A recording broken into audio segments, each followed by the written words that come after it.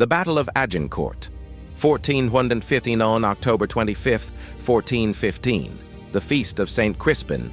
A weary English army led by King Henry V faced overwhelming odds against the French during the 100 Years' War.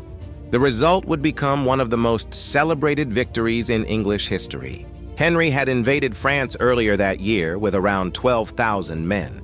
But after a grueling campaign, including the long siege of Harfleur, disease, hunger, and exhaustion reduced his force to about 7,000 soldiers, mostly longbowmen. Retreating toward the English-held port of Calais, Henry found his path blocked near the village of Agincourt by a massive French army, estimated at 20,000, 30,000 strong, filled with heavily armored knights and nobles eager for glory. The battlefield favored the English. Narrow, muddy farmland hemmed in by woods limited the French ability to maneuver. Henry placed his longbowmen on the flanks, protected by sharpened wooden stakes, with his dismounted knights and men-at-arms forming the center. The French, confident in their numbers and chivalric pride, launched frontal assaults. But the heavy rain had turned the ground into thick mud. Armored knights struggled to advance, sinking knee-deep, while waves of English arrows rained down, piercing armor joints, killing horses, and sowing chaos. As the French reached the English line, exhausted and packed tight, they were cut down in brutal hand-to-hand combat.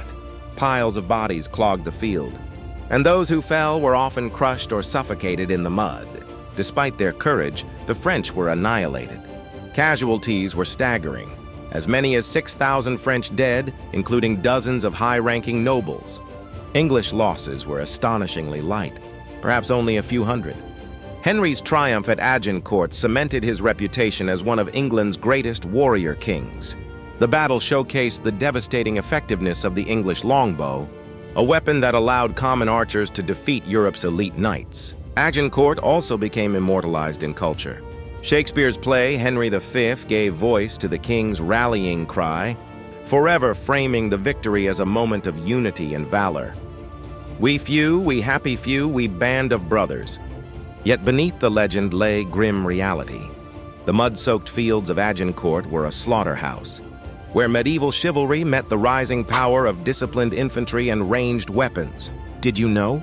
So many French nobles were captured that Henry ordered hundreds of prisoners executed on the spot, fearing they would regroup or overwhelm his men.